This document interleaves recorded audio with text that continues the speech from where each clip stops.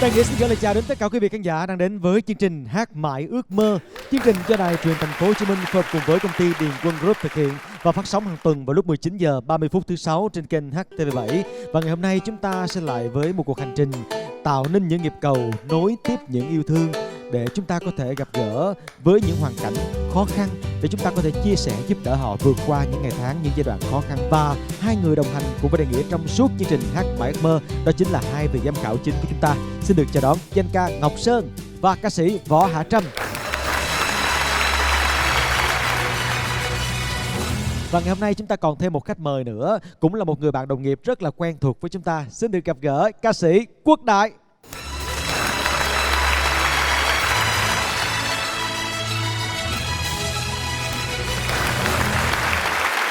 Chào Quốc Đại. Chào Nghĩa, anh xin phép chào anh Đoan Ngọc Sơn. Chào bé yêu. Chào yêu. Bé yêu. Bé yêu. Tại hay cà khịa anh lắm. Bé yêu. Em với anh Đại là thân thiết lắm, đi diễn xa chung nhau hoài như là anh em trong nhà vậy đó, mà em được cái là em thích chọc anh Đại. Thôi hôm nay đừng có chọc là cái mặt anh tròn nữa nha. Dạ. Vậy có nghe Trâm nói là Quốc Đại có một gương mặt mà chịu sự tác động rất lớn của lực hút trái đất, chịu sự tác động rất lớn của lực hút trái đất. Cái này là anh người ở chồng nha, em chỉ nói. Ủa nổi tiếng vậy luôn á hả Nghĩa? Có, tại vì Nghĩa nghe Trâm nói trong hậu trường lúc mà biết rằng cái số hôm nay là Đại làm khách mời đó, thì Trâm có nói là như vậy, cái mình mới hỏi là ủa là sao, thì ý là gương mặt của Quốc Đại là tất cả mọi cái nó đều có chiều hướng đi xuống. Bởi trong khi là hôm nay là thật sự là rất là háo hức để gặp lại nhỏ em mình, mà trước khi mà ra đây thì đã bị hại ngay từ trong sân khấu rồi. Anh em đoàn Đại kết ơi. ghê. Dạ. Tặng em câu này: sống can đá mòn dù gầy hay béo, trong lòng anh nha, Đại vẫn number one. Dạ. Wow, Anh thương lắm, thương lắm. Không Cảm bao ơn giờ anh thay Sơn. đổi. Dạ. Quốc Đại thì cùng với Đại Nghĩa là cũng gặp gỡ nhau nhiều, nhưng mà thường là trong các chương trình xã hội bên ngoài, chứ cũng không có gặp nhau nhiều trong các chương trình về nghệ thuật như thế này. Nhưng mà ngày hôm nay lại là một cái chương trình vừa mang tính nghệ thuật mà lại cũng vừa mang một cái ý nghĩa rất là nhân văn như những chương trình mà Đại đã từng tham gia. Đại cảm nhận như thế nào về Hát Mãi Ước Mơ? Thật sự thì đây là lần đầu tiên là Quốc Đại tham gia Hát Mãi Ước Mơ. Nhưng mà trước đó là mình cũng thường xuyên theo dõi, và thật sự là Quốc Đại rất là nể phục những nghị lực của các nhân vật mà xuất hiện trong chương trình. Và ngày hôm nay chúng ta sẽ có cơ hội để gặp gỡ cũng như là chia sẻ với những nhân vật như thế. Mời Quốc Đại về vị trí giám khảo khách mời ngày hôm nay. Cảm ơn Đại. Cất cao tiếng hát, lấn át khó khăn, đó là tiêu chí của Hát Mãi Ước Mơ. Và ngay bây giờ chúng ta sẽ đến với vòng đầu tiên, vòng ước mơ.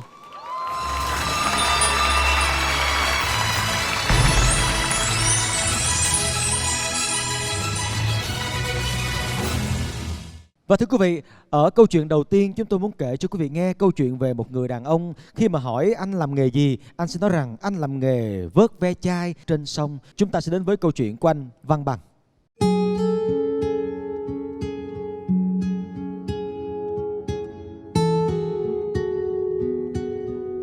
Chú tên Nguyễn Văn Bằng, sinh năm 71.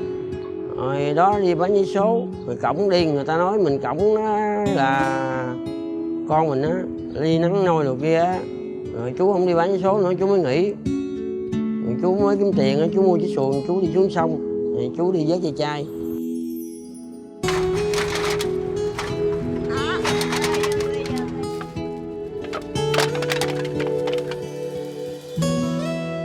Mình tên là Tạ Thị Ngọc Hân, năm nay mình 30 tuổi. Qua tình cờ thì mình có thấy hoàn cảnh này trên mạng xã hội á, mình cũng có tìm hiểu qua, tới thăm trực tiếp như vậy thì mới thấy rõ được khổ quá, rất khổ luôn. Gia đình ăn uống sinh hoạt đều trên một chiếc thuyền nhỏ này. Hai cha con đi che cái dù lên, nó ngồi đó nó chơi đó, rồi cha bơi vô cha vớt ve chai thôi. Rồi nó chơi, ngồi chơi nó buồn ngủ, rồi nó lật ngang nó ngủ thôi, nó không quấy phá gì hết. Nó bị bệnh bẩm sinh não. Nó bị bệnh trong bụng mẹ lận, mà đó mình khổ quá không có tiền chị chữa nó. Mình cũng đau xót lắm, mình muốn con mình là lành lặn chứ đâu phải mình muốn con mình vậy đâu.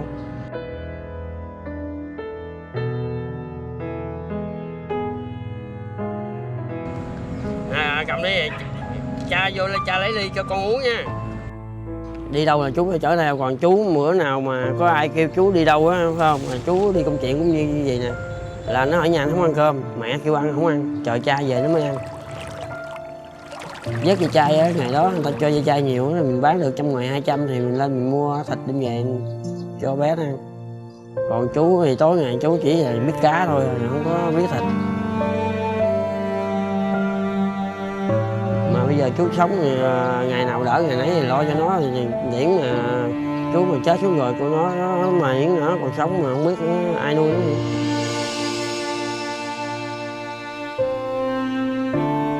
Nằm nhiều khi nhớ lại cũng có rơi nước mắt. Mà rơi nước mắt đó chỉ chú biết thôi, đâu có cho ai biết đâu. Ai cũng ước mơ có nhà cửa đàng hoàng, an cư lạc nghiệp hết. Mà nếu như mà đặt trường hợp mình trong hoàn cảnh này chắc mình cũng không dám ước mơ luôn. Ở trong hoàn cảnh mà chỉ biết là chạy ăn từng bữa, rồi lo cho con cái, chữa bệnh cho con, không biết con ngày hôm nay như thế nào, ngày mai có đủ ăn hay không. Sống xong thì nó bất tiện, mà chú bây giờ mơ ước được lên bờ ở thôi. Nhiều khi 1-2 giờ khuya rồi ta đi nhảy cầu mình ra mình cứu không được á, mình cũng thấy tội nghiệp.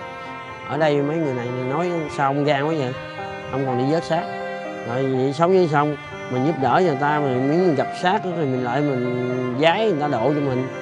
Mà ăn được đi mình lôi ta vô mình cứu thiêu người á. Tôi muốn dùng tiếng hát của mình để hát thay cho ước mơ của chú Bằng. Đó là được lên bờ, có được một ngôi nhà nhỏ để sống bình an cùng vợ và con của mình.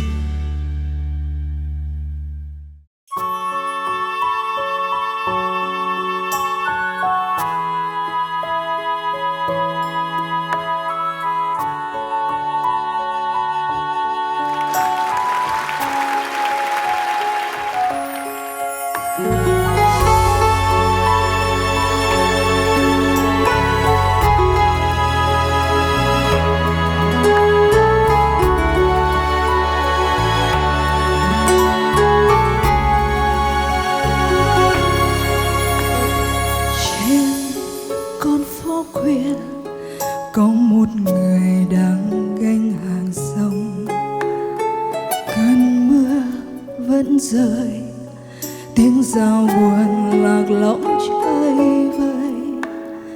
Bao năm vẫn ước xuôi, lòng vui thấy con thơm miệng cười. Mưa ơi thôi ngừng rơi, để mẹ về có chút niềm vui.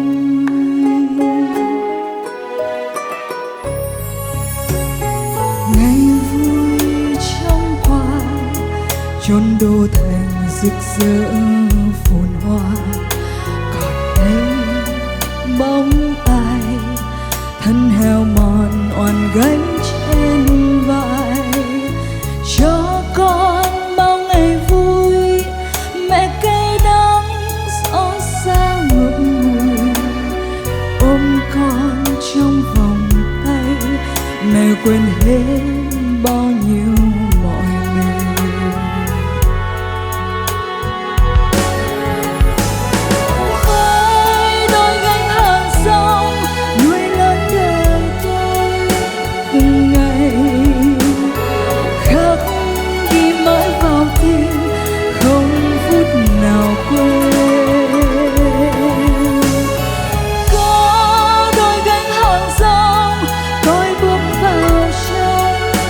Cuộc đời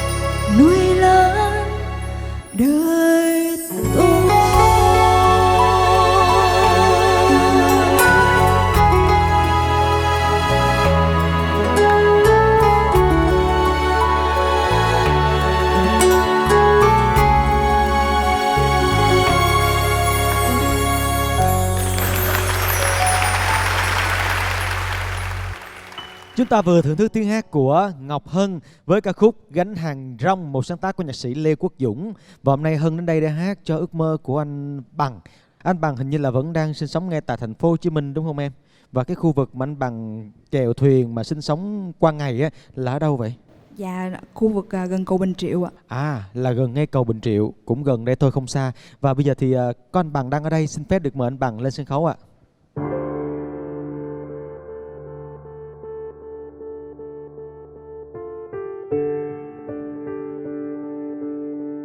Dạ em chào anh ạ. Dạ bé tên gì vậy anh? Bé tên Nguyễn Thị Kiều Loan. Kiều Loan, năm nay là bé bao nhiêu tuổi rồi anh? Năm nay bé 20 tuổi. 20 tuổi rồi. Con gái của anh á, tội nghiệp bé có biết khóc, biết buồn, biết này nọ không, hay là chỉ vậy hoài? Nói vậy hoài luôn à, nó không biết khóc, không biết gì hết. Tội nghiệp cho cha mẹ ha, tội cho cha mẹ. Và đã 20 năm như thế này rồi đúng không anh? 20 năm Từ rồi lúc hả? bé sinh ra đã như thế này rồi, 20 năm.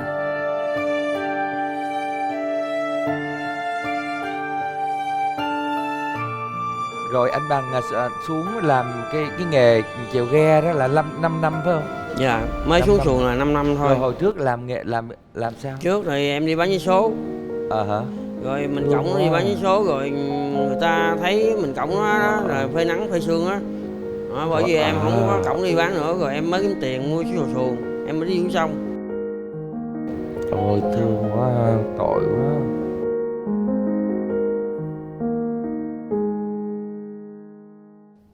Nhưng mà bây giờ hình như ước mơ của anh là đang muốn quay trở lại lên bờ phải không anh? Có nhà nhỏ nhỏ thì cha con lên bờ sống, chăn nuôi á, trồng cây trồng trọt thì sống. Nhưng mà để có một căn nhà ở trên bờ bây giờ là điều không hề đơn giản à.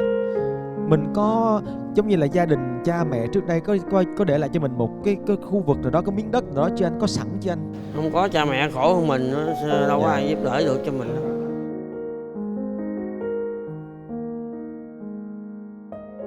Thôi thì mình cứ ước mơ đi. Ước mơ là miễn phí mà, mình cứ ước mơ đi, biết đâu được sau chương trình này. Xin gửi đến anh Bằng gia đình 5 triệu nha. Cố gắng vượt qua mọi cái nỗi đau. Cố gắng lên nghe, vững tin nè. Con ơi, chú Sơn nè.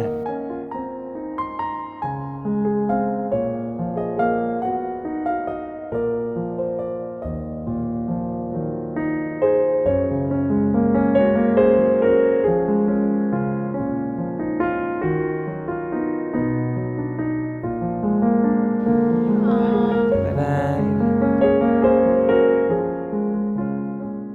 Em cũng phụ gia đình mình 5 triệu anh nha. Để mình có lo cho bé, lo cho gia đình. Tình cha ấm áp như Vầng Thái Dương, thương ghê. Còn em thì em xin gửi phụ gia đình mình 3 triệu anh Bằng nha. Sau chương trình thì em xin phép em được gặp anh để em hỏi kỹ hơn về thuốc. Em xin hứa em lo việc thuốc thang cho cháu. Cảm Dạ. ơn. Cảm ơn Quốc Đại, cảm ơn tất cả các vị giám Cảm ơn khảo. Quốc Đạt. Dạ. Bây giờ thì em nhờ anh có thể đưa bé về vị trí để mình có thể ngồi mình theo dõi tiếp tục chương trình anh nha.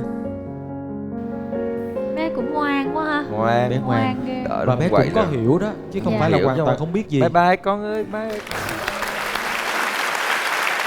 Tuy có bệnh nhưng mà bé ngoan, bé không có quấy, không có quậy phá, thành ra nó cũng rất là đỡ cho anh Bằng. Dạ thưa các vị giám khảo, với phần vừa rồi của Ngọc Hân với ca khúc Gánh Hàng Rong thì các vị giám khảo nhận xét như thế nào? Mời Quốc Đại.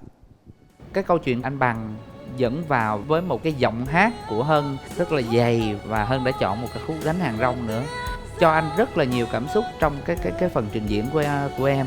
Hân ơi, con có tố chất của một nghệ sĩ ha, một ca sĩ đó, nhìn rất là có thiện cảm, cái điều đó rất là quan trọng khi bước lên sân khấu.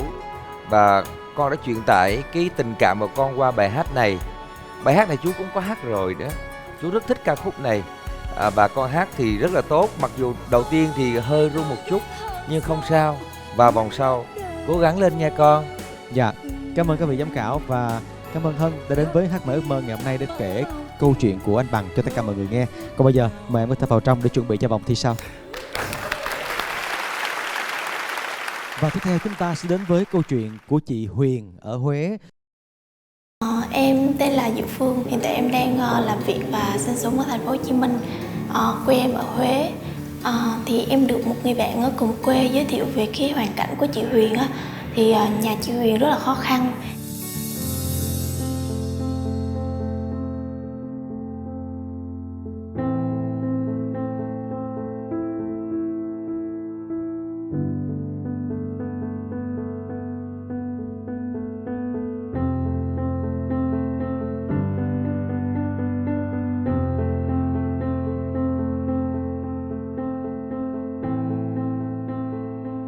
sự khó khăn lắm cô ơi. Sống với con có 2 đứa lớn mà cũng học nửa chân mà đi học nghề rồi, con 4 đứa nhỏ chứ được đứa thứ 3 thì Nguyễn Thị Yến Nhi đó thì chưa đi lâm bệnh rồi. Chủ nhật tuần trước thì chơi vì em nữa thôi, mà vô học rồi bà ngồi đi ghế bà nói rằng mệt quá, bà về để em mà ra kêu bà bung lên đi giường mà ngã nó xuống tế hết. Thì sau 2 ngày chờ đợi thì là biết kết quả là nói là cháu bị bệnh là bị viêm tủy não. Bác nói điều trị là phải 5 năm hoặc 10 năm là cái bệnh đi. Vậy là trường hợp mà là nếu như hết bệnh là phải là thay máu. Em Nguyễn Thị Yến Nhi là học sinh của trường, gia đình hoàn cảnh khó khăn và phải tốn kém rất là nhiều tiền để điều trị cho em. Thì với cái kêu gọi vừa rồi á của nhà trường á, tuy nhiên số tiền đó thì vẫn chưa đủ để cho em giúp cho em điều trị bệnh được. Năm 2019 là do quá trình mà điều trị bệnh của bố thì bị nặng nên chỉ là gia đình mình vay mượn và trả nợ thì nên đã bán nhà. Tức là cái ngôi nhà hiện tại đang ở đây là ở nhờ, bán rồi. Là hiện tại họ cho ở nhờ lại 3 năm và hiện tại đang ở được 2 năm rồi, còn 1 năm nữa là phải trả lại cho họ. Chứ em cũng có cái cách gì luôn, chưa nghĩ cũng có cái cách trước cái tên nói để con nhà mà bán mà chữa bệnh cho con kể, chứ nhà cũng có. Chồng em từ ngày mà con đau là chồng nuôi trên cho em vô ra cũng được, chỉ có bởi vì chỉ là đứng ngoài cổng đi mà ra lại vô thôi, chứ không cho gặp. Nhà mẹ này nhỏ vậy là nhà con ai kêu chi làm lại để kiếm thu nhập để em nuôi con nữa. Dạ, chứ chồng em mà về thì chồng em đi làm chẳng nghĩa rồi mới đang ra. Họ kêu nhổ cỏ thì nhổ cỏ, đập rơm nấm nữa, và hoặc giặt cái dâu, rồi nhiều khi đi phù là nê, rồi nhiều khi đi làm cây tram nữa cô té. Nhiều khi cô biết á, nhiều khi gọi cho con ăn nơ đói, mà nhiều khi cái gì chạy xếp lại đi, thôi ăn cho con tông một điện con chết chứ rồi, đã thấy tôi cũng bà cứ nghĩ đi, thương con, thôi kìa, thôi chứ con nhỏ quậy, mình mà đi thì để lại con ai đuối, bà nghĩ hoài cho con.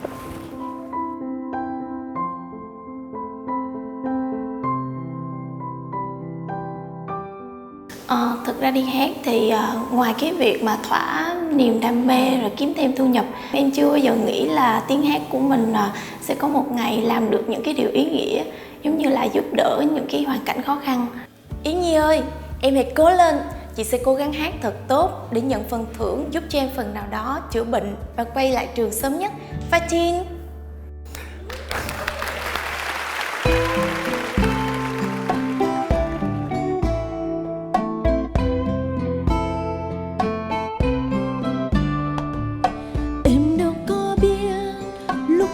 Sinh ra mặt trời là nước mắt suốt một đời mẹ cha.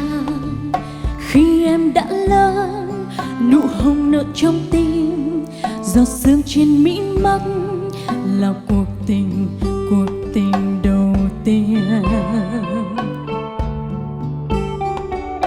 Khi em cất tiếng khóc chào đời bên nỗi buồn vui như cơn gió thoảng ngoài trời xa xôi.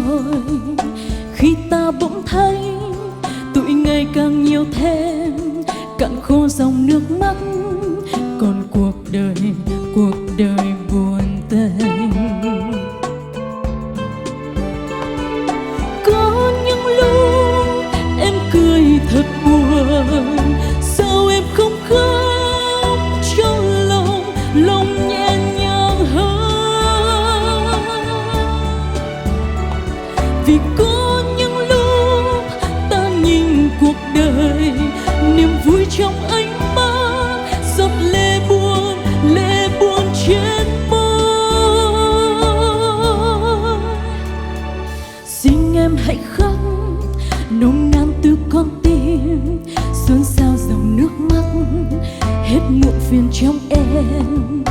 Khi ta đã có nụ cười ở trong tim, giọt sương trên mí mắt là mặt trời dịu êm. Có những lúc em cười thật buồn, sao em không khóc cho lòng nhẹ nhàng hơn. Vì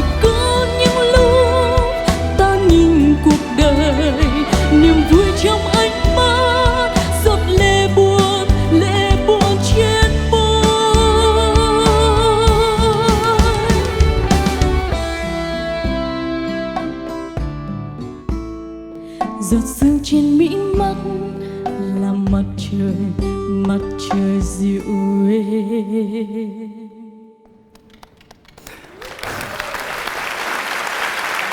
Thưa quý vị, vừa rồi là cái khúc Giọt Sương trên mí mắt, một sáng tác của nhạc sĩ Thanh Tùng với tiếng hát của Diệu Phương. Chào em.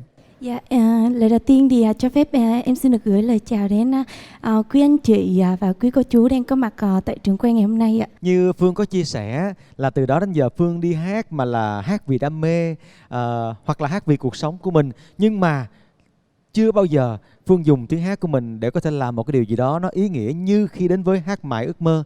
Có phải vậy không em? Dạ đúng rồi ạ. Khi chúng ta cất cao tiếng hát lấn át khó khăn để làm một điều gì đó cho một ai khác thì tự nhiên mình sẽ cảm thấy rằng cái giây phút mình đứng trên sân khấu đó nó khác hẳn so với những giây phút bình thường mình vẫn đứng trên sân khấu. Nó ý nghĩa hơn rất là nhiều, đúng không em? Cảm ơn em vì em đã đến đây với Hát Mãi Ước Mơ, hát thay cho ước mơ của gia đình chị Huyền ở ngoài Huế. Hôm nay thì vì đường xá xa xôi cho nên là chị Huyền không thể vào đây cùng với chúng ta được, cho nên chúng ta sẽ có một cuộc kết nối với chị Huyền nha. Dạ, xin chào cả nhà mình ạ. Dạ. Dạ. Và bé ở ngồi sau có phải là bé Yến Nhi không ạ? Dạ, bé Yến Nhi anh ạ. Cho em hỏi bé Nhi á, thì đang bệnh, còn những bé còn lại là vẫn khỏe mạnh hả chị? Dạ, 5 đứa cũng khỏe mạnh. Dạ. Thì hiện tại á, kinh tế chính của mình là chị hay là hai vợ chồng cùng làm ạ? Em là chính. Một ngày trung bình mình làm được bao nhiêu tiền chị hả? 5 đến 70 ngàn.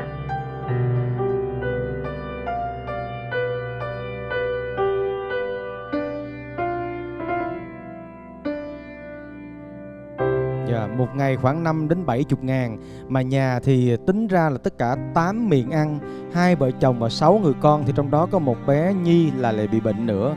Cho nên là em nghĩ rằng cái số tiền này nó thật sự không đủ cho cái mức sinh hoạt phí bình thường của nhà mình, chứ đừng nói đến cái việc là phải chạy chữa cho con, đúng không chị? Mà mình không có bên nội ngoại, không có ai giúp đỡ hả chị? Hay hàng xóm người ta có giúp cho gạo, cho mắm, cho muối nhà mình không chị? Mình trong ngoài cũng phạt theo mà nội cũng là ông ba già con già lắm, không ôm được em. Dạ. Nhiều cái lần mà làm ra tiền á là hàng xóm đem ra để cho. Tốt quá. Xin chào gia đình. Cháu Nhi ơi, chú Ngọc Sơn nè, cháu ơi, chú đây nè, thấy không? Vậy tay được không? Đây, chú gửi gửi gia đình 5 triệu nha. Cố gắng nghị lực mà sống, khỏe lên nha. Dạ.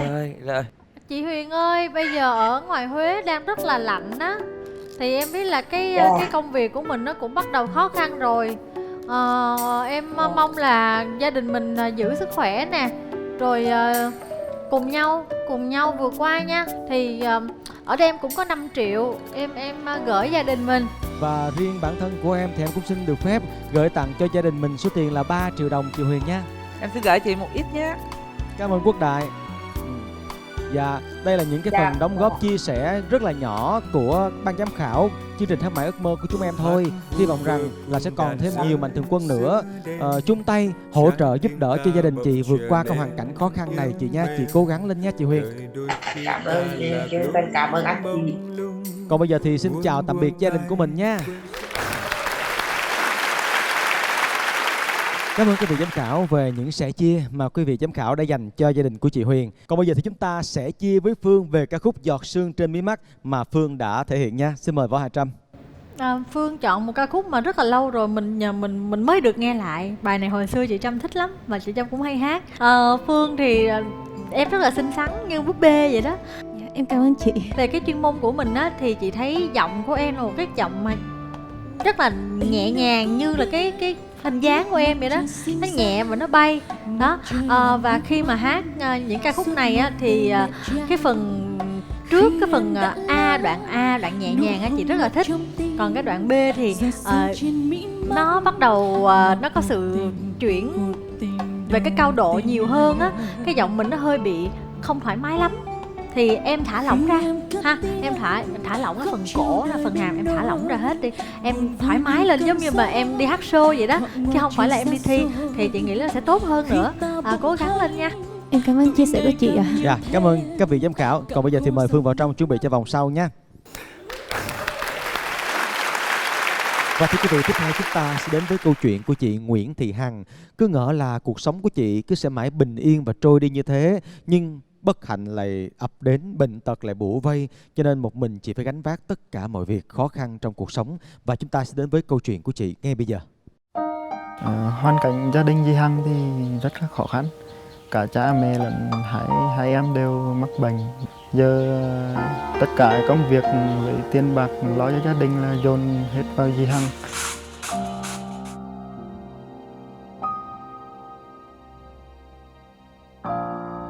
Tôi tên là Nguyễn Thị Hằng, tôi năm nay là 31 tuổi, lấy chồng là được 8 năm. Năm 2019 tôi sinh bé 6 mới được 6 tháng. Nhưng mà chồng hồi năm 2019 trong lúc đang đi làm thì bị lên sốt cao, thì nhập viện thì người ta bảo bị suy thận mạn giai đoạn cuối. Giờ muốn duy trì sự sống thì phải một tuần chạy thận 3 lần. Đến năm 2020 thì tôi đi khám thì người ta bảo bị u xơ tử cung, phải cắt một bên tử cung. Thì cuối tháng 9, con trai tôi cũng nhập viện vì hội chứng suy thận. Đến tháng 11 thì con gái đi khám thì bị viêm nhiễm khuẩn tiết niệu với bị viêm tay giữa. Nếu mà thay thận thì hoàn cảnh gia đình thì không có tiền chi trả này nọ, nên là phải chịu sống chung với lũ vậy thôi. Mình khỏe lúc nào sống thì giúp vợ con đưa con đi hoặc chỗ này nọ cho vợ nó đỡ đần đi một tí được. Nói chung là cũng may thì vợ nó cũng ở bên những lúc mình bệnh tật này nó cũng đỡ. Tôi cũng cố gắng vượt dậy, chỉ mong ông trời là cho mình sức khỏe đấy. Con được hay ngày nào thì mình cứ tiếp tục lo làm trồi dưới cho chồng cho con. Dù có vất vả thì mình khổ cực mình cũng cố gắng, mong sao cho chồng các con khỏe mạnh nữa là mình mừng thôi. Mỗi lần mà đưa con đi khám là cứ lấy máu thuốc, thấy con khóc là mình đau. Lấy máu này, mẹ ơi ta về nhà thôi chứ ở bệnh viện tồi lắm. Nhưng mà mẹ nói là thôi con cố gắng lên, chứ giờ bố đã vậy rồi mà con mà vậy nữa mẹ không biết trông dựa vào ai.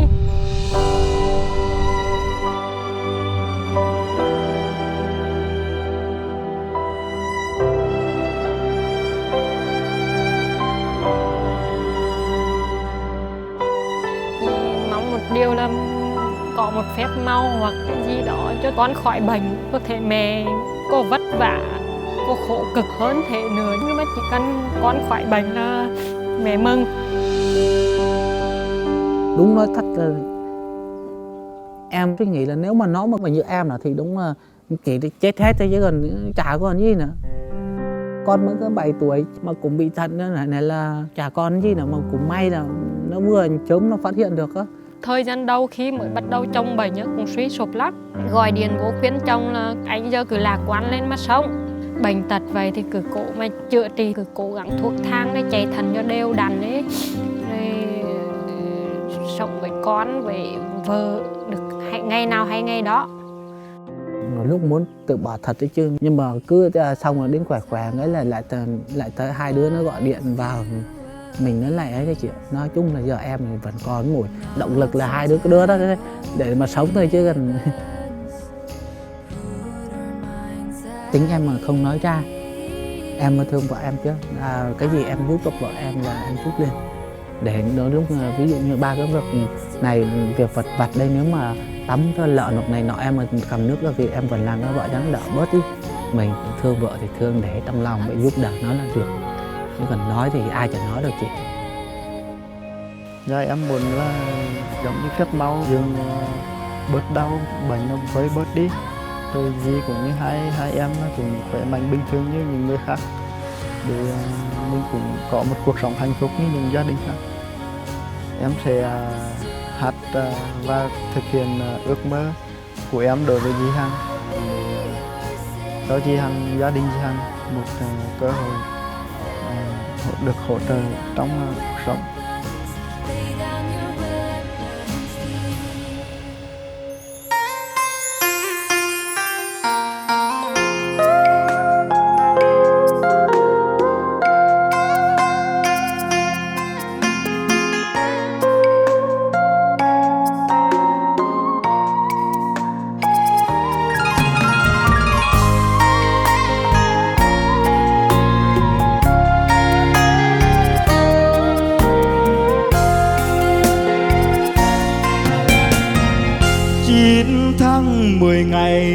mang nặng để đau.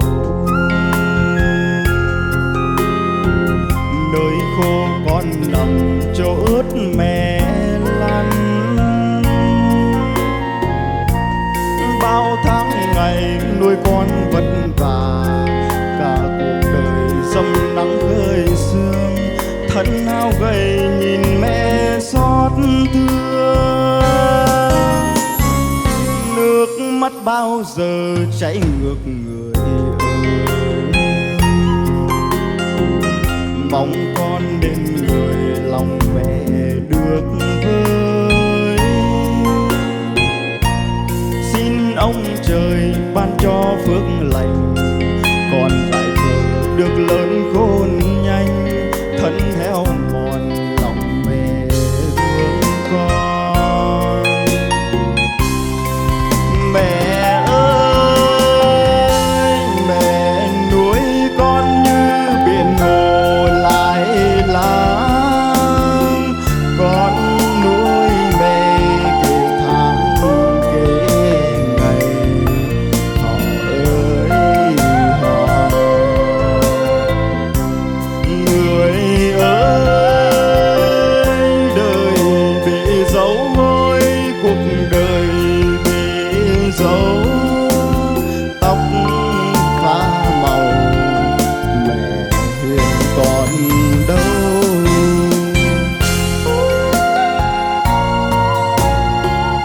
Bao yêu chưa tròn cha mẹ còn đâu,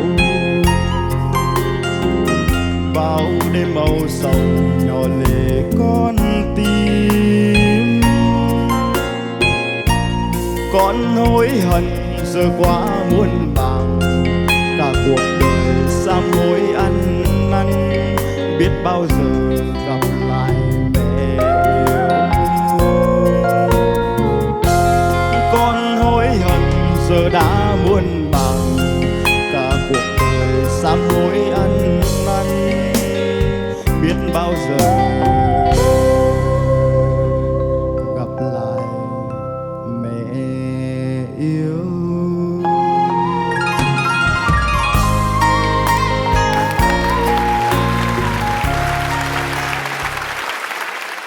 Thưa quý vị, chúng ta vừa nghe một sáng tác của Mai Quốc Huy, ca khúc 9 tháng 10 ngày với phần dự thi của Công Dương.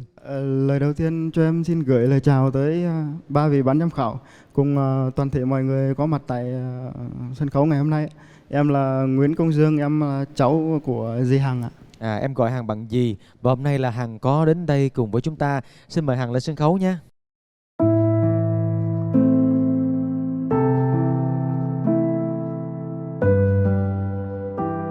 Chào em. Chào anh, chào ba vị ban giám khảo. Hôm nay đến với Hát Mãi Ước Mơ thì hy vọng rằng câu chuyện của chúng ta cũng sẽ chia sẻ được đến với nhiều người, để sẽ có nhiều người giúp đỡ cho hoàn cảnh nhà mình nha. Xin mời Quốc Đại. Thật sự thì trước khi đến đây thì Đại cũng chuẩn bị tâm lý, chuẩn bị tinh thần rất kỹ. Nhưng mà khi được biết về những cái hoàn cảnh thì thật sự là rõ ràng mình không có chịu nổi. Và với một người phụ nữ nhỏ bé như vậy, nhìn thật sự là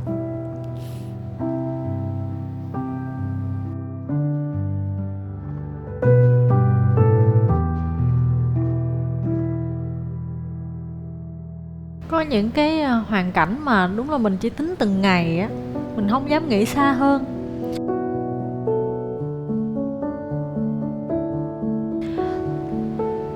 Hai tụi mình bằng tuổi nhau á, cho nên mà Trâm thấy Trâm cảm thấy rất là thương. Tại vì bản thân bạn cũng bị u xơ tử cung. Đó là một căn bệnh không phải là đơn giản, nó cũng rất là nguy hiểm, và nó có thể ảnh hưởng tới tính mạng nếu như mà mình không quan tâm và mình không chữa trị kịp thời. Còn chồng giai đoạn cuối, thêm đứa con cũng bị di chứng của suy thận, và cả đứa con gái rất là xinh cũng bị bệnh.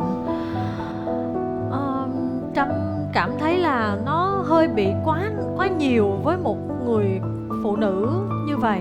Và bây giờ Trâm chỉ mong là bạn cố gắng bước tiếp cùng chồng mình cùng những đứa con của mình như bạn nói là được ngày nào hay ngày đó. Tôi cũng cố gắng vượt dậy, chỉ mong trời là cho mình sức khỏe đấy. Con được hay ngày nào thì mình cứ tiếp tục lo làm trồi dưới cho chồng cho con.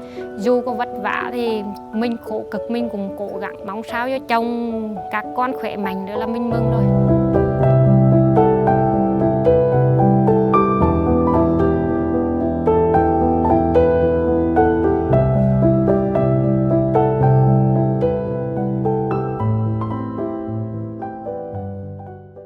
Cho anh hỏi là hai cháu ở nhà mình á có cái hướng điều trị không em? Bé lớn thì giờ cứ một tháng là phải tái khám một lần ạ. Con cháu nhỏ thì hồi nào mà bệnh gọi gì thì mình đi đưa đi, chứ bởi cháu nhỏ thì nó bệnh nhẹ hơn cháu lớn. Vậy cái tiền thuốc men thăm khám của hai cháu đó là khoảng bao nhiêu tiền vậy em? Như cháu lớn thì đi khám như nội xét nghiệm máu để làm các thủ tục là gần 1 triệu, chưa kể lấy thuốc. Nhưng mà cái đó là thuốc mình uống để mình cầm cự thôi. Giờ uống để cho bệnh đừng lên chứ không phải là điều trị dứt điểm không được, điều đúng trị không? dứt điểm. Người ta nói là bệnh đó tái phát rồi Coi như là phải chung sống cả đời chung luôn sống đó. với bệnh. Còn với chồng của em thì sao? Chồng em thì 1 tuần chạy thận 3 lần ạ. Có thay thận được không em? Dạ không ạ, chồng em là không thay thận được nữa. Cùng nếu mà có thay thận thì mình cũng không dám mơ ước là để mà thay thận được.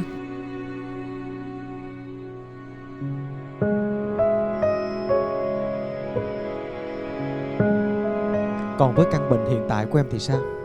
Bệnh của em thì đi khám thì bảo u xơ tử cung, bị cắt một phần tử cung thì cùng giờ người ta bảo khám bệnh định kỳ là 6 tháng hoặc 1 năm, nhưng mà em từ hồi tháng 9 tới giờ chứ lần nào tại khám cũng có kinh tế rồi mình cứ lo cho chồng cho con vậy thôi, chứ mình cũng nghĩ cho mình cứ thấy khỏe thì đi làm thôi, cứ làm được. Hằng ơi, hoàn cảnh của em anh rất là thương, anh thương lắm nha. Anh gửi tặng gia đình 10 triệu. Trâm cũng gửi cho bạn 5 triệu nha. Xin cảm ơn. Trong gia đình chúng ta chỉ cần một người mắc những căn bệnh như thế này thôi thì nó đã thật sự là một gánh nặng khủng khiếp rồi. Huống chi là cả 4 thành viên trong gia đình đều đổ bệnh hết. Mỗi người như thế cách nhau chừng có nửa tháng và 1 tháng. Liên tiếp một cái khoảng thời gian ngắn thôi mà bệnh tật gần như là tai họa đổ ập xuống gia đình của Hằng. Và nó thực sự là một cái gánh nặng khủng khiếp, một cái áp lực ghê gớm. Anh xin góp một phần của anh nha. Cố gắng nha. Cảm ơn Quốc Đại. Và cũng xin gửi cho gia đình của em 3 triệu nha. Em xin cảm ơn anh. Hỗ trợ cho em phần nào tiền thuốc thang. Rồi bây giờ anh mời em về chỗ của mình tiếp tục theo dõi chương trình. Cảm ơn tất cả các vị giám khảo. Với phần trình diễn vừa rồi của Dương thì các vị giám khảo hãy cho bạn em một lời khuyên nhé. Mời Trâm. Nhưng có bao giờ đi hát chưa? Hay là lần đầu tiên? Lần đầu tiên em lên sân khấu. Hèn chi. Ai mà lần đầu tiên đều có những cái sự rụt rè, mà nhìn Như thì rất là sáng sân khấu nha. Tuy là lần đầu tiên bước lên sân khấu nhưng mà cũng thấy được cái sự tự tin của Như, nhưng mà mình run ở bên trong á, cho nên mình hát hơi với cả là nhịp phách thì nó hơi bị đi lung tung. Thì vòng sau bình tĩnh lại và sẽ hát tốt hơn nha. Dạ em cảm ơn. Không, thật sự là khi mà xem Dương diễn đó thì anh có nhớ lại là ngày trước á, lần đầu tiên lên sân khấu anh còn không hát được nguyên bài nữa đó. Vậy hả? Thật sự là rung tới nỗi mà mặc dù là rất là thích hát. Dạ, nếu mà em đi vì hoàn cảnh của gì thôi, chứ kêu em lên sân khấu là em chắc không dám nữa. Và hôm nay là em đứng đây với một cái tinh thần là chia sẻ hát cho ước mơ của dì của mình. Nó mang ý nghĩa rất là lớn. Em cảm ơn em. Dạ, cảm ơn các vị giám khảo và mời Dương vào trong nha, chuẩn bị cho vòng thi sau.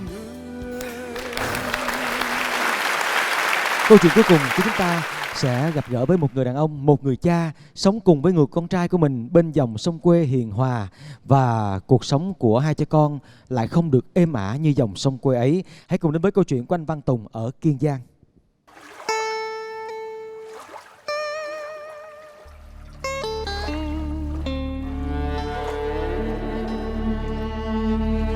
Tôi tên Đỗ Văn Tùng, đang sống huyện U Minh Thượng, tỉnh Kiên Giang. Có Đỗ Quốc Bảo, có hai cha con đang học mẫu giáo, năm nay lên lớp 1 mà bị dịch thì không đi học được. Đối với cái hộ của ông Đỗ Văn Tùng á, thì thì thuộc vào cái hộ nghèo của ấp. Hiện tại thì ở địa bàn ấp thì ở nhà đậu trên cái phần đất của người chị.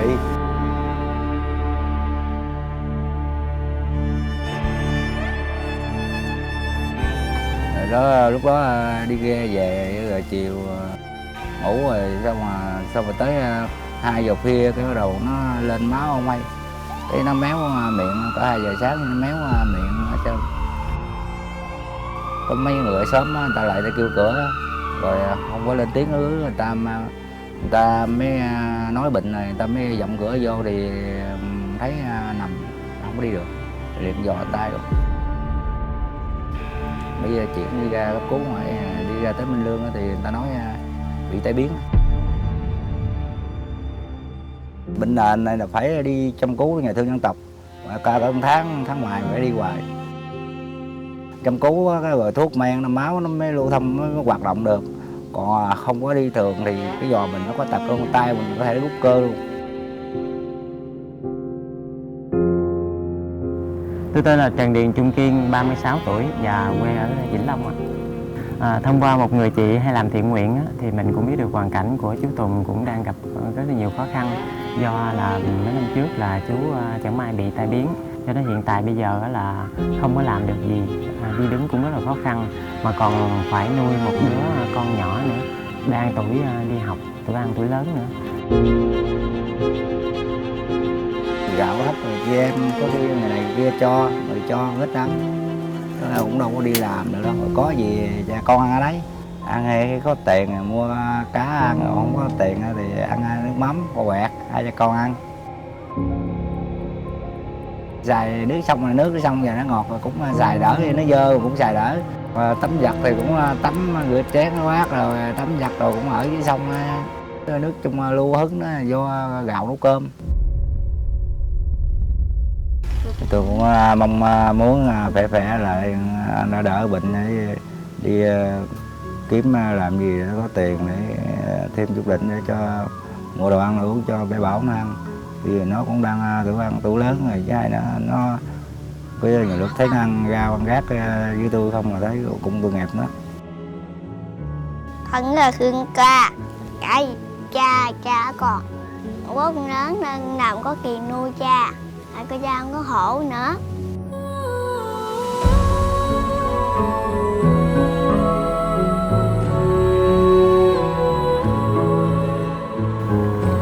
Vì biết được cái hoàn cảnh khó khăn đó nên mình quyết định tham gia cái chương trình này để mong giành được một cái phần thưởng góp phần giúp đỡ cho chú trang trải cuộc sống, cũng như là một phần nào đó chi phí để cho bé Bảo có thể tiếp tục được con đường đến trường sau này.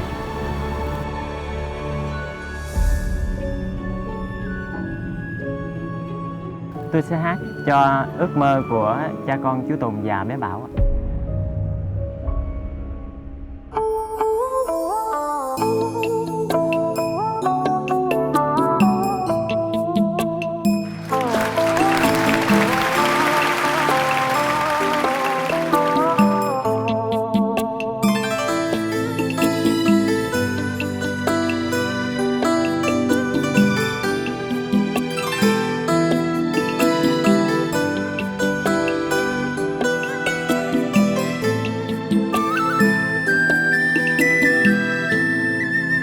Bao giờ ai được làm cha mới biết núi cao dời dời. Bao giờ ai được làm cha mới xót xa chinh thắng đau của mẹ. Cha thời không mang nặng đẻ đau, nhưng nhìn mẹ đau cha đau gấp hơn trăm lần. Mẹ thời đứt ruột chôn nhau, nhưng có cha mẹ chẳng đau trong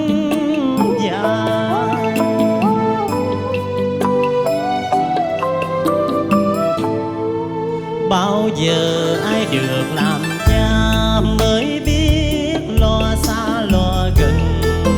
Bao giờ ai được làm cha mới thấm câu nước mắt rơi xuôi dòng.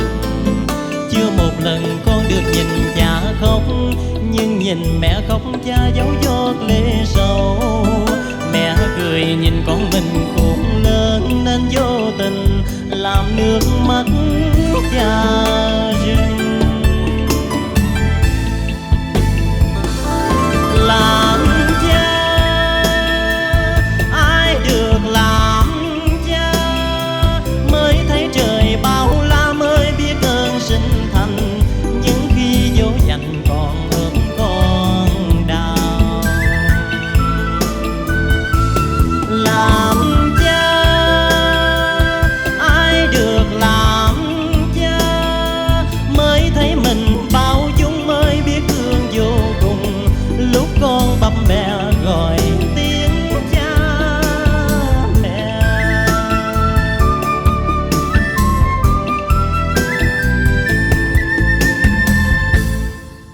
cha già vẫn thường dạy con những lúc con thơ dại khờ. Bây giờ con được làm cha mới hiểu ra hai tiếng la rầy. Xin thời gian chậm chậm trôi để tóc cha mãi xanh như hôm nào, để nhìn con mình được làm cha niềm an vui.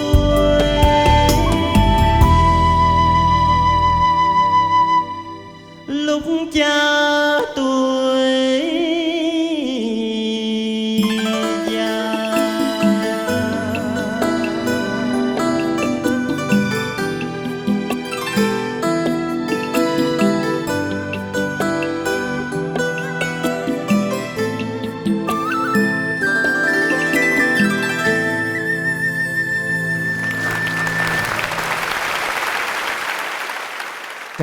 Cảm ơn em với ca khúc Làm Cha, một ca khúc rất ngọt ngào nhưng mà nó cũng đầy ý nghĩa và nó rất là phù hợp với cái câu chuyện mà chúng ta vừa được chứng kiến.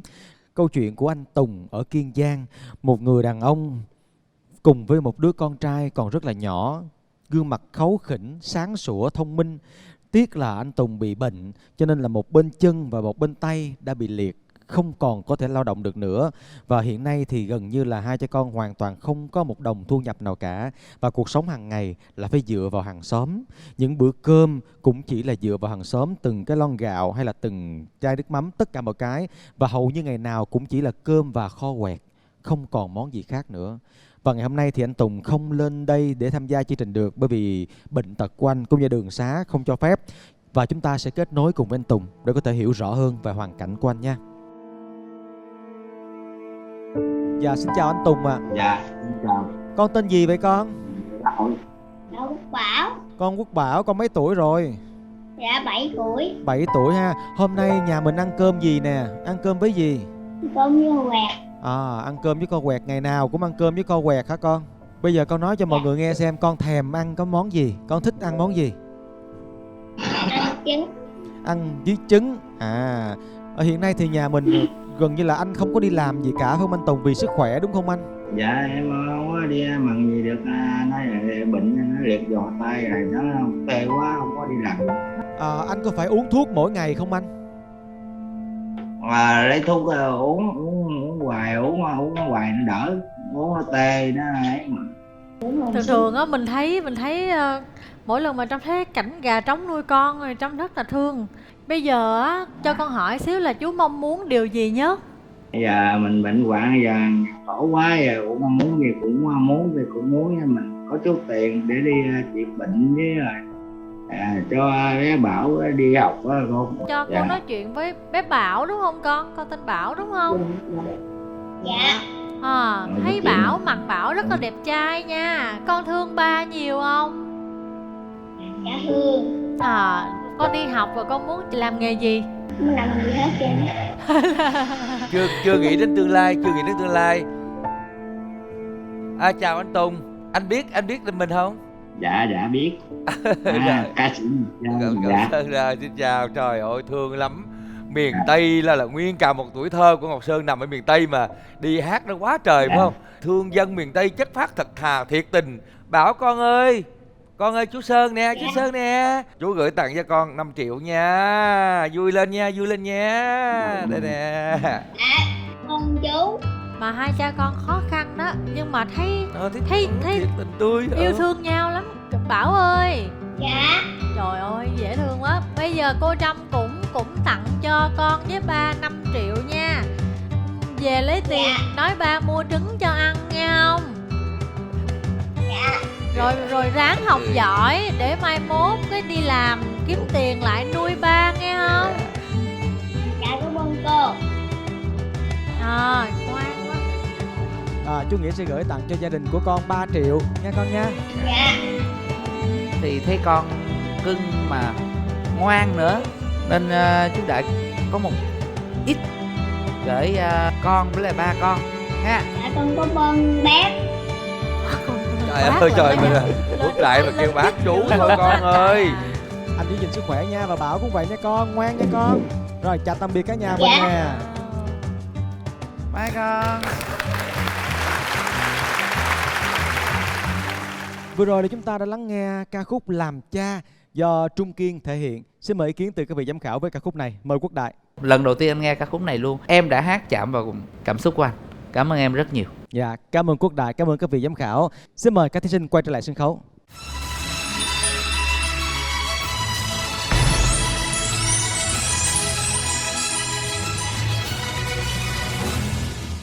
Thưa quý vị, vào vòng đầu tiên, điểm số của chúng ta sẽ đến từ chiếc máy chấm điểm thông minh. Điểm ở vòng 1 dành cho Ngọc Hân, Diệu Phương, Công Dương và Trung Kiên như sau. Bắt đầu.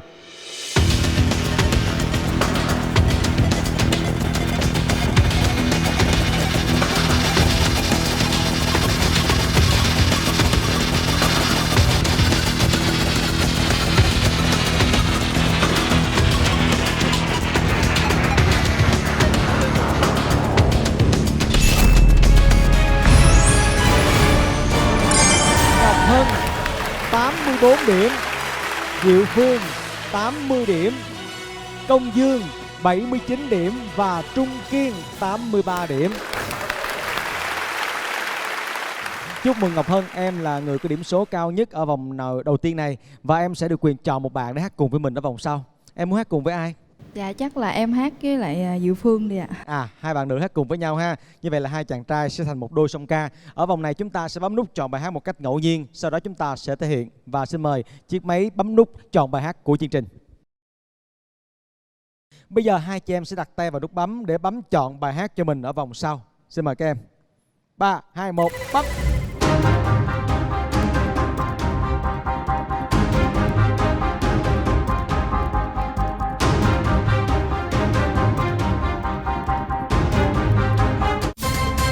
Quang gánh mẹ tôi, đó là ca khúc mà chương trình giao cho các em thể hiện ở vòng sau nha. Mời các em về chỗ. Công Dương và Trung Kiên cũng vậy, đặt tay vào chiếc nút bấm này. 1, 2, 3, bấm nút.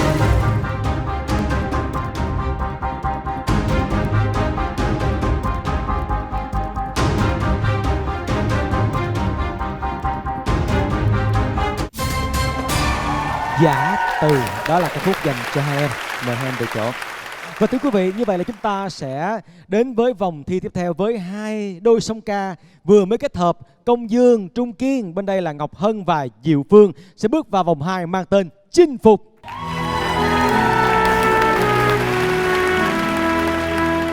Thưa quý vị, chúng ta đã đến với vòng 2 của chương trình Hát Mãi Ước Mơ. Vòng này có tên là Chinh Phục. Đôi song ca đầu tiên sẽ là hai bạn Công Dương và Trung Kiên sẽ mang đến một sáng tác của nhạc sĩ Tô Thanh Tùng và Băng Vi, ca khúc Giả Từ. Mời quý vị cùng thưởng thức.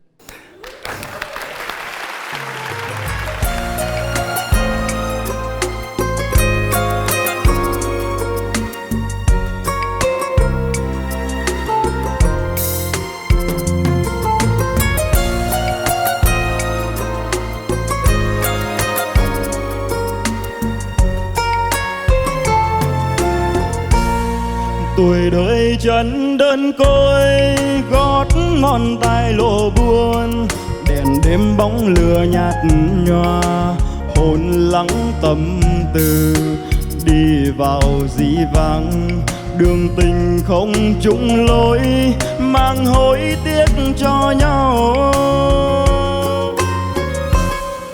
Ngày nào tay trong tay, lối về cùng hẹn hò, dìu em giấc mong vừa tròn, tình thắm môi hồng, đêm dài lưu luyến, nghẹn ngào trong thương nhớ, vì mãi bước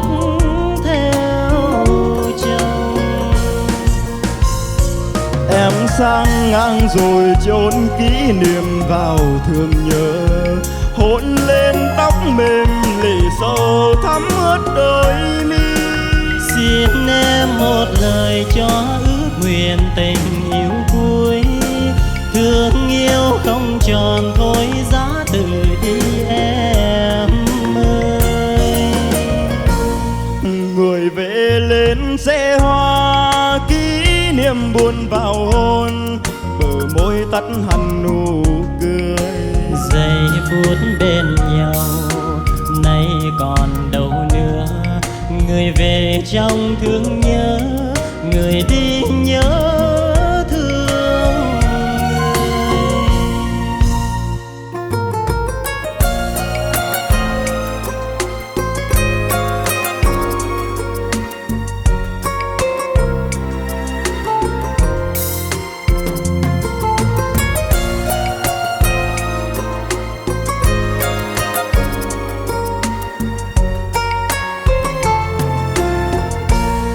Ngày nào tay trong tay lối về cùng hẹn hò, dìu em giấc mộng vừa tròn.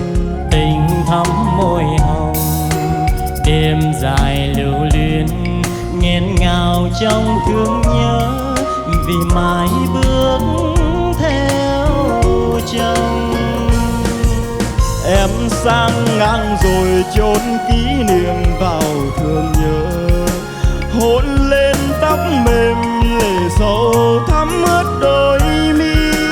Xin em một lời cho ước nguyện tình yêu cuối, thương yêu không tròn thôi giá từ đi em ơi. Người về lên xe hoa kỷ niệm buồn vào hôn, bờ môi tắt hẳn nụ cười. Giây phút bên nhau nay còn đâu nữa, người về trong thương nhớ, người đi nhớ thương người. Giây phút bên nhau nay còn đâu nữa, người về trong thương nhớ, người đi nhớ thương người.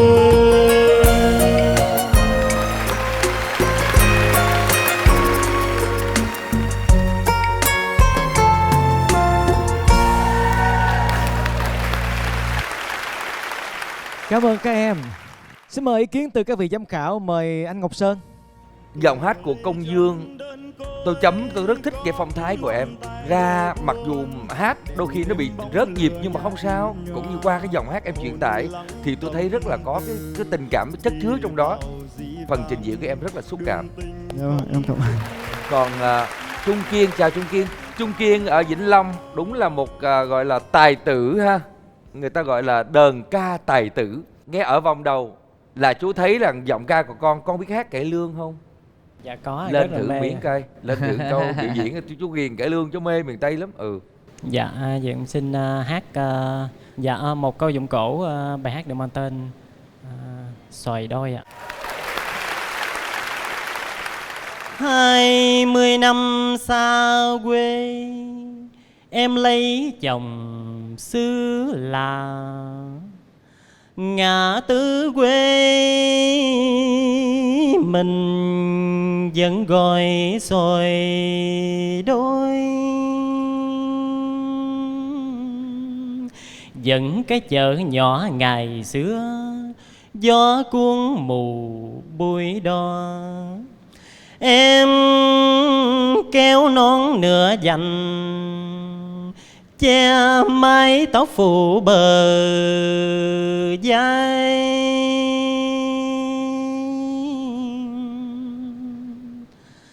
20 năm cũng đã nhòa phai, mối tình non dài cũ. Và gió bụi thời gian cũng làm tóc tôi nhuốm bạc lâu rồi.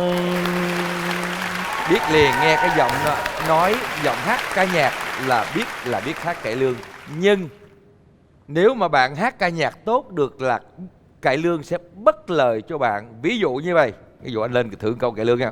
Quỳnh ơi, những vật trong tay ta nghẹn ngào muốn khóc, rừng rực lửa trong tim ta, nguyện từ đây thề vẹn chữ chung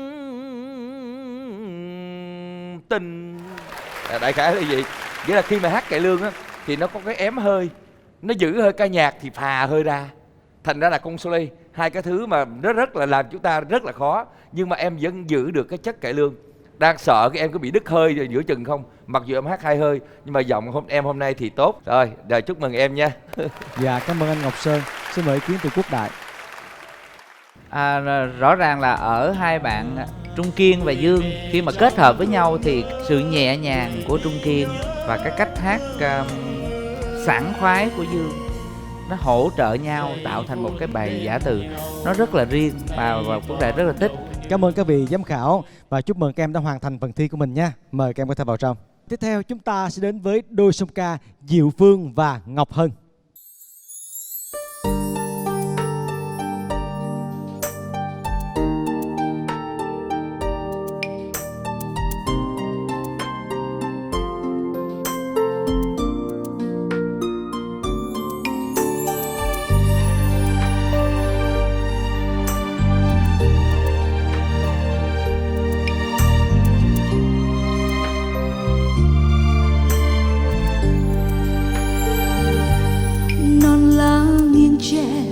đôi vai gầy, nắng chiếu chưa hè mồ hôi tuôn, quàng gánh thân gầy đôi chân bước, cất tiếng sao động gió hè.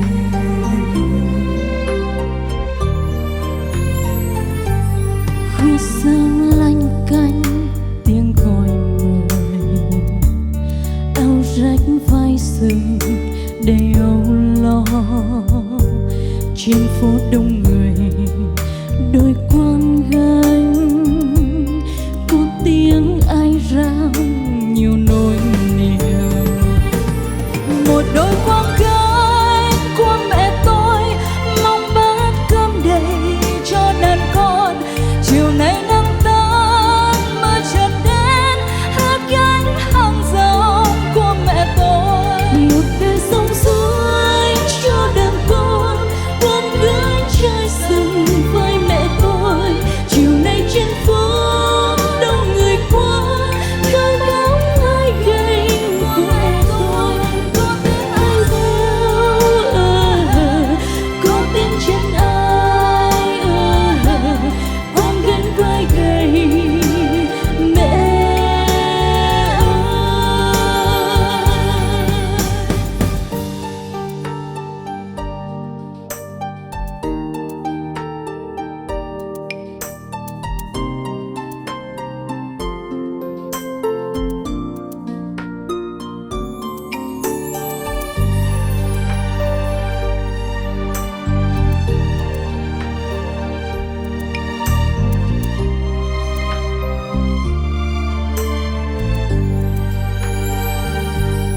Non lá nghiêng tre đôi vai gầy, nắng chiếu chưa hè mồ hôi tuôn, quang gánh thân gầy đôi chân bước, cất tiếng sao động gió hè.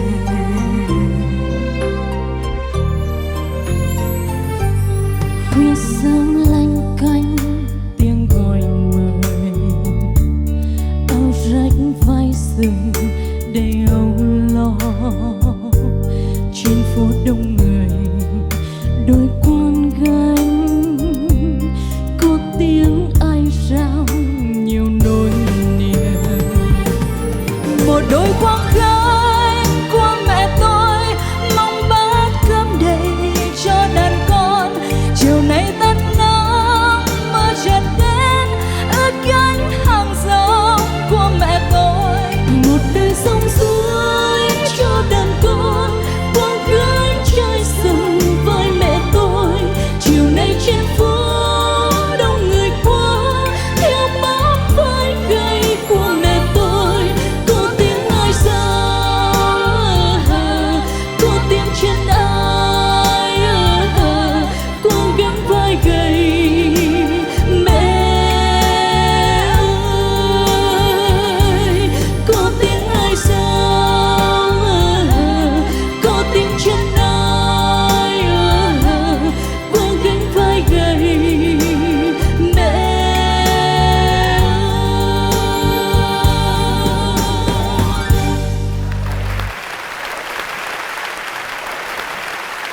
Thưa quý vị, chúng ta vừa nghe ca khúc Quang Gánh Mẹ Tôi, một sáng tác của nhạc sĩ Lê Đức Hùng với hai thí sinh Ngọc Hân và Diệu Phương.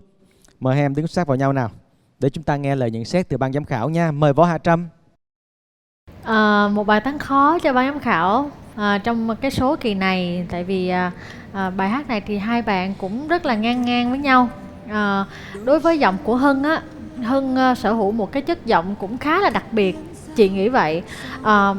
Cái phần trầm của em không phải là cái phần lợi thế, nhưng mà cái phần cao của em rất là sáng, và em có một cái cảm âm rất là tốt khi mà em bè rất là chuẩn xác, và những cái nốt nhạc của em cũng không bị chông chênh.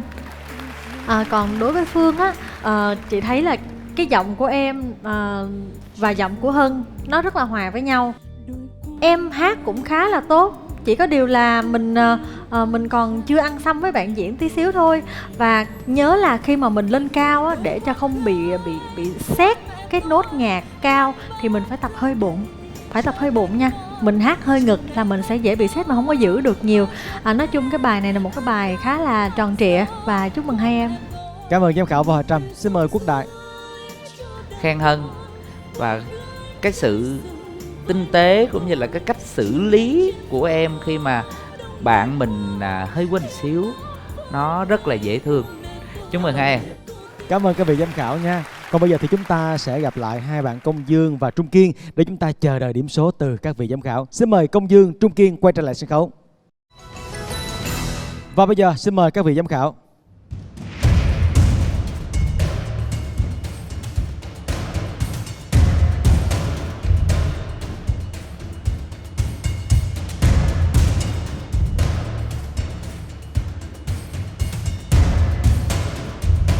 Và bây giờ sẽ là điểm số từ ban giám khảo. Xin mời. Đầu tiên sẽ là điểm từ giám khảo Ngọc Sơn.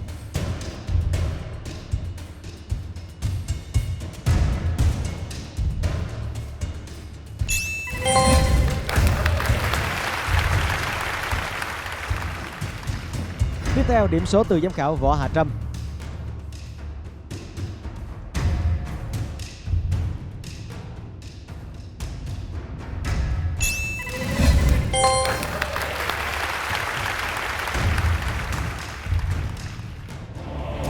Tiếp theo điểm số từ giám khảo Quốc Đại.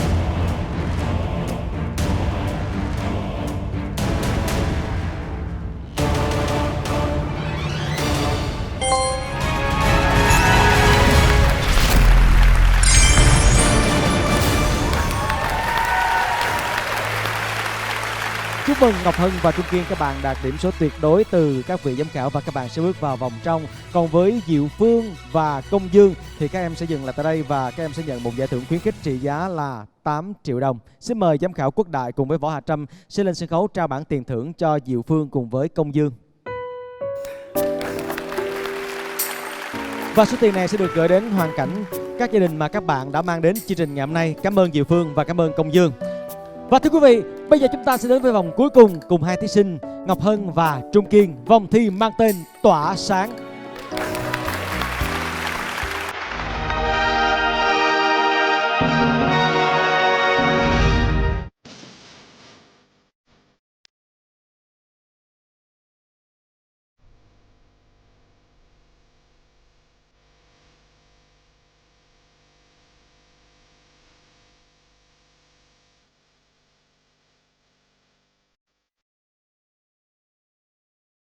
Bao la đất bao la, chim trời bay khắp nơi chẳng qua nhà ta tung trời cầm ta đi lao. Rồi đôi khi nhớ quên, nghe đời ta nhắc ta cười, đã nghe trái ta gieo trong tình ta chờ về. Bao nhiêu đời ta có ai chưa từng nghe trái tim nâng đến thương mơ về đây đây nhà đang nắng tràn đầy nơi trời ta nhớ ngày ngờ cô hàng ngờ ta chờ gì muốn biết ta chờ cho anh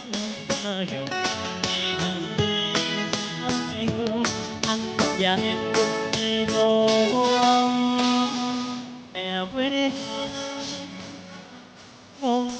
tay em nhớ về nhịp bước ta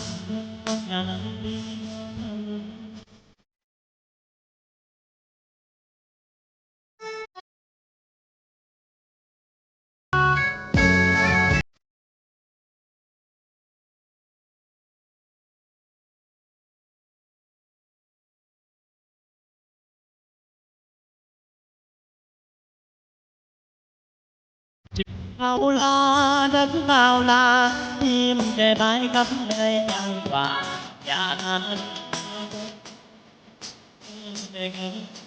ta đi ra rồi đôi khi nhớ mình nghe đời ta nhớ ta thôi làm nghe ngày chúng ta treo trong ngân ca thờ bóng đi trời ta có ai chưa từng nghe đây đồng đêm yêu phương mơ về nơi đây mới nhà đang nắng tràn đầy nơi trời ta nhớ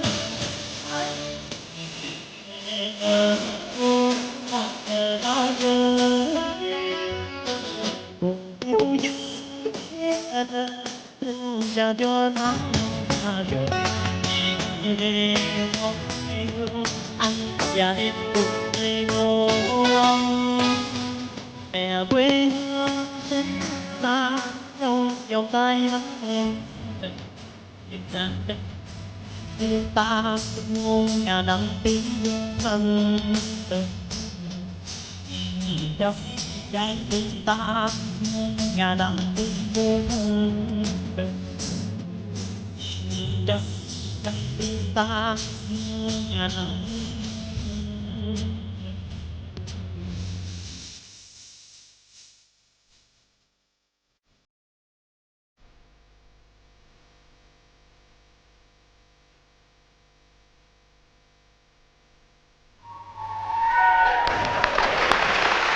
Ôi cái nhạc nghe muốn đứng lên nhảy đầm ghê.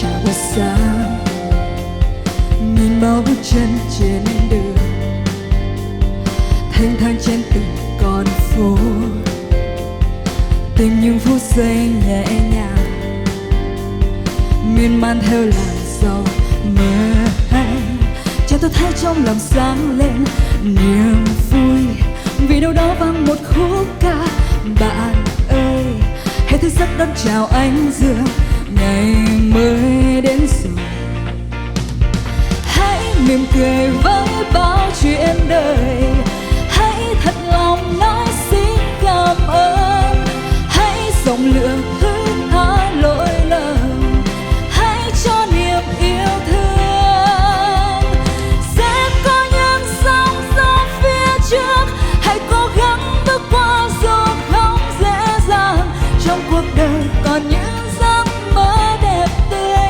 hãy nói tôi yêu mọi người.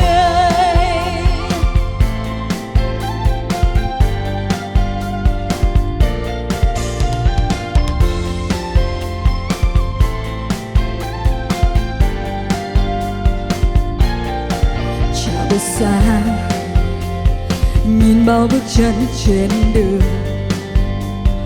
thanh thang trên từng con phố tìm những phút giây nhẹ nhàng miên man theo làn gió mơ hay cho tôi thấy trong lòng sáng lên niềm vui vì đâu đó vang một khúc ca bạn ơi hãy thức giấc đón chào ánh dương ngày mới đến rồi hãy mỉm cười với bao chuyện đời hãy thật lòng nói xin cảm ơn hãy rộng lượng thứ tha lỗi lầm hãy cho niềm yêu thương sẽ có những sóng gió phía trước hãy cố gắng bước qua dù không dễ dàng trong cuộc đời còn những giấc mơ đẹp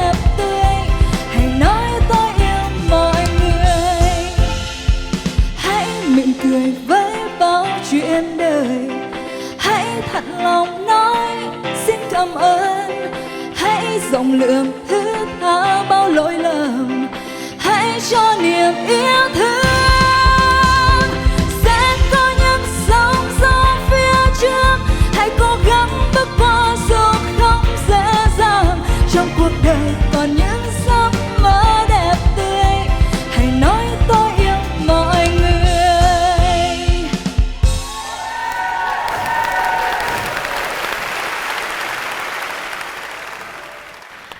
Ôi, Cảm ơn tiếng hát của Ngọc Hân. Và bây giờ xin mời Trung Kiên quay trở lại sân khấu. Sẽ là một ca khó cho giám khảo đây. Hai dòng nhạc khác nhau mà bạn nào hát cũng hay hết.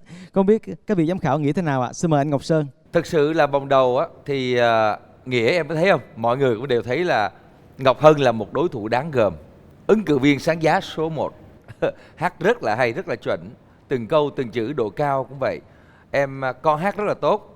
Chúc mừng con. Nói chung là tới bài hát này cũng vậy luôn. Mặc dù những cái nốt thấp nó hơi bị mờ, nói trước thì không bắt lỗi quá, đúng không? Mọi người đều thấy vậy. Nhưng quãng giọng khá là rộng. Còn Kiên, wow, mặc dù tiết tấu nhanh nhưng Kiên hát chắc từng chữ. Đêm yên phương mơ về nơi yêu dấu. Đây quê nhà đang nắng xuân tràn đầy, nơi phương trời xa nhớ thương từng ngày.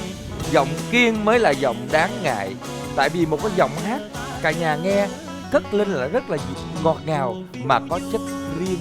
Nhớ nha, chất riêng, chất của một tài tử miền Tây Nam Bộ. Lãng tử lắm. Chúc mừng con với phần trình diễn. Cảm ơn anh Ngọc Sơn. Xin mời Võ Hà Trâm. Đối với Trung Kiên á, cái phong cách của bạn rất là điềm tĩnh. Cho dù nhạc giật tới đâu thì giật, nhưng bạn vẫn rất điềm tĩnh để hát. Quyết định. Tại vì những cái người mà hát đơn ca tài tử á, thường thường là phong cách họ sẽ như vậy. Nói chung là hát rất là hay, rất là chắc chắn và rất tỉnh. Chúc mừng bạn. Còn với Hân á, Hân chọn bài này Trâm thấy là hơi mạo hiểm tí xíu, đúng không? Tại vì bài này là bài quãng rất là rộng, nó xuống là xuống cũng thấp quá trời luôn, nó đu lên cao cũng dữ lắm. Nhưng mà cái phần cao ngược lại thì em làm rất là tốt, bởi vì cái khoảng vang của em là khoảng trung và khoảng cao. Cảm ơn Võ Hà Trâm. Xin mời Quốc Đại. Còn với riêng Quốc Đại thì cảm thấy là ở Trung Kiên á, thì khi mà anh rất là thích khi mà em hát bài Về Lại Cội Nguồn này qua một cái giọng của riêng em, các cách hát của riêng em rất miền Tây, rất Nam Bộ. Từ đó giờ anh hát thì anh lại hát thuần theo một cái giọng Bắc về ca khúc này. Còn đối với lại Hân, anh sẽ cho thêm một xíu điểm cộng cho em với một cái thông điệp ở cách chọn ca khúc bài này, đem đến cho chúng ta một cái năng lượng rất là tích cực. Chúc mừng hai em đã có phần thi. Rất là khó bởi vì hai bạn chọn hai dòng nhạc khác nhau và bạn nào hát cũng hay cả. Cho nên là giám khảo sẽ phải làm việc rất là kỹ để có thể đưa ra điểm số chính xác nhất cho hai phần thi này. Và điểm số của giám khảo ở vòng này quyết định 60%. Xin mời.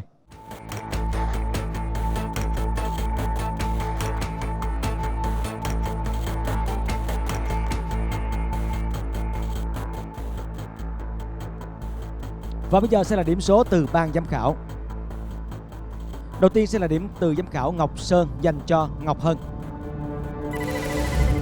20 điểm Trung Kiên. 20 điểm dành cho Trung Kiên. Cảm ơn anh Ngọc Sơn.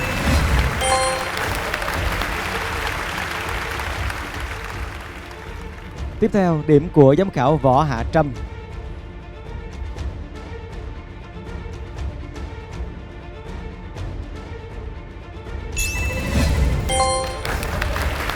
19 điểm cho Ngọc Hân, 20 điểm cho Trung Kiên.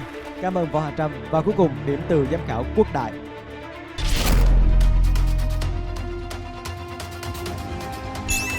$20 điểm cho Ngọc Hân.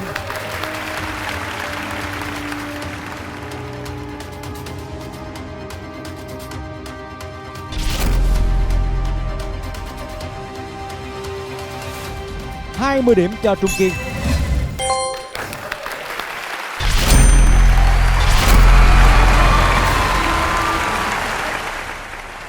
Đây là điểm số từ ban giám khảo. Các bạn chỉ chênh nhau 1 điểm mà thôi. Và 40% điểm còn lại sẽ đến từ chiếc máy chấm điểm thông minh. Bắt đầu.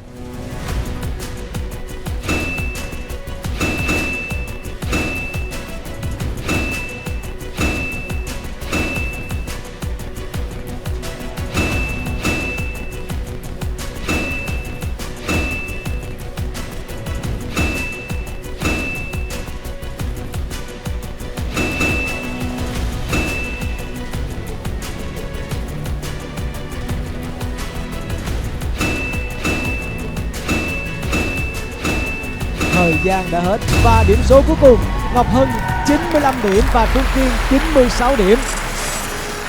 Như vậy là Trung Kiên ngày hôm nay em sẽ giành giải nhất của chương trình Hát Mãi Ước Mơ và Hân em sẽ về nhì. Xin mời các vị giám khảo sẽ lên trao bảng tiền thưởng cho hai bạn Trung Kiên và Ngọc Hân. Giải nhất của chương trình hôm nay trị giá 20 triệu đồng và giải nhì 14 triệu đồng. Tất cả số tiền này sẽ được trao gửi đến các gia đình có hoàn cảnh khó khăn, những gia đình mà các bạn đã kể cho chúng tôi nghe câu chuyện về họ của chương trình hôm nay. Cảm ơn các bạn rất là nhiều đã đến với Hát Mãi Ước Mơ. Cảm ơn các vị giám khảo, cảm ơn Quốc Đại đã nhận lời làm giám khảo khách mời của ngày hôm nay nha. Và thưa quý vị khán giả, đến đây thì chương trình Hát Mãi Ước Mơ cũng xin được phép kết thúc. Chương trình do Đài Truyền Thành phố Hồ Chí Minh phối hợp cùng với công ty Điền Quân Group thực hiện và phát sóng hàng tuần lúc 19 giờ 30 phút thứ 6 trên kênh HTV7. Và tuần sau chúng tôi sẽ lại tiếp tục kể cho quý vị nghe những câu chuyện cần sự sẻ chia của tất cả chúng ta. Mong rằng quý vị khán giả sẽ đón theo dõi. Xin chào và hẹn gặp lại. Hát lên những giấc mơ xanh trong đêm mộng lành vẫn hay về qua. Hát lên tiếng hát yêu thương cho đôi chân bình yên cất bước. Hát lên hát mãi ước mơ trong ta từng giờ cháy lên niềm tin. Hát lên câu chuyện tình